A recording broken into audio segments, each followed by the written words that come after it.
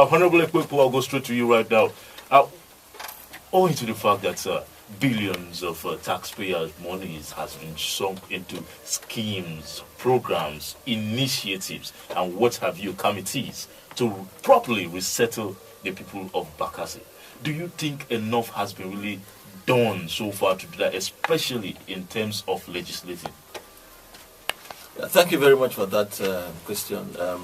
Let me start by saying that a lot of Bakassi leaders have been telling a lot of lies, creating a lot of confusion to people when it comes to Bakassi issue.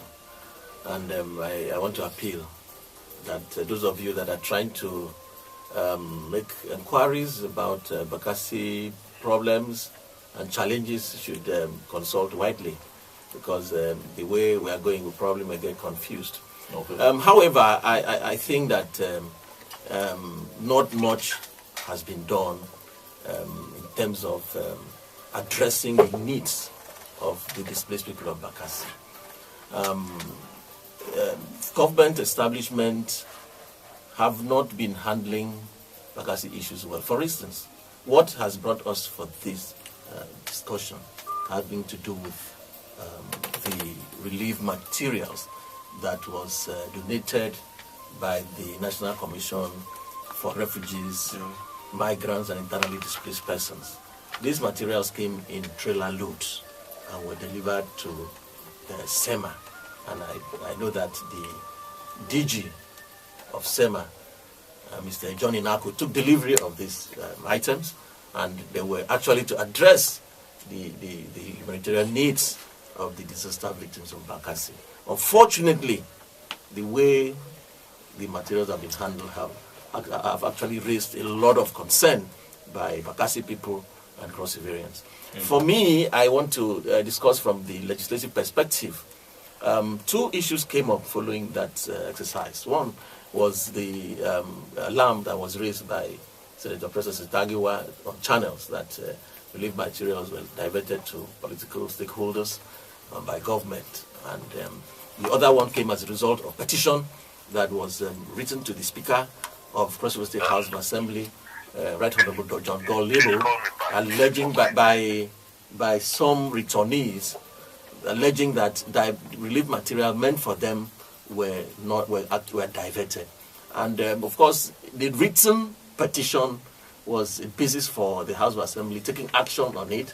The Speaker quickly minuted, seeing the weight of the problem, minuted to two special committees, and to go into the bottom of the matter. And quickly, the committee set up were that of House Committee on Local Government Affairs, headed by a member representing Yala State constituency, Honorable Regina Ayogo, and also that of Health, which is my humble self, to go into the matter because of the importance attached to it. Quickly, two government officials, because the House of Assembly appropriates to those government establishment agencies, or call them MDAs, and two of their leaders were invited. DG SEMA, Mr. John Inaku, and the head of local government administration, Bakassi, Mrs. Eba Iso, were invited to meet with the committee for them to give us explanations on what actually transpired during the relief material distribution process.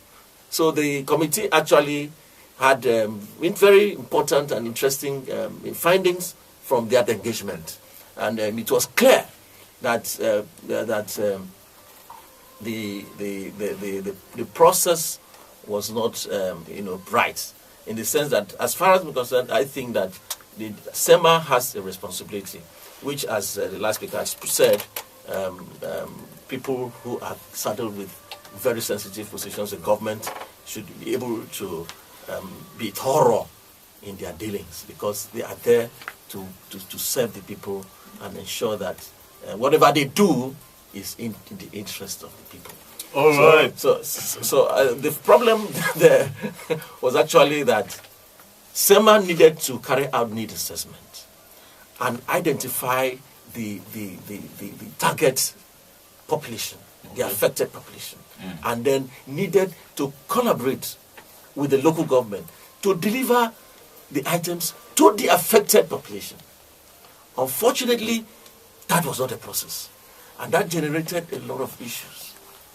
But I think in the course of this program, we will need to throw more light so as to enlighten the public on the issues, the actual issues that concerns the All right. We were still trying to tell us whether there has been an attempt to audit some of these things before a caller stopped you along the line. Yes, as I was saying, that the 8th Assembly has spent just barely 2 years in office. Yes, and the House of Assembly, this particular set, has been seen to be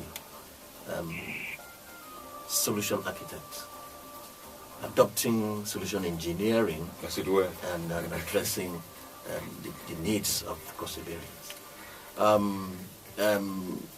We have a program, line of a program and activities as we intend to carry out within the specified period of 4 years. And of course, Bakassi issue, each time it comes, has always been placed as a priority. Yeah. That was why this petition concerning the diversion of relief materials, there was no waste of time in constituting a special committee, to deal with the matter. And I know that before long from now, the committee will get to the bottom of the matter. I'm sure that the outcome of these investigations will interest Cross-Riverians. So I believe that in the course of time, all these things that have been happening to Bakassi people, the multiplicity of camps, the issue that has to create confusion in terms of location, the issue that has to do with INEC having to capture certain people under code number 4 and certain Bakassi people under code number 3, creating confusion, leading to Bakassi voter strength being so low that the House of Assembly has set up a machinery to ensure that the proper findings and investigations are carried out, so as to ensure that people have the best. But just very quickly, would a comprehensive audit of all the billions be actually looked at by the 8th Assembly? Yes or no, please? I believe God will help us to be able to carry out a satisfactory audit.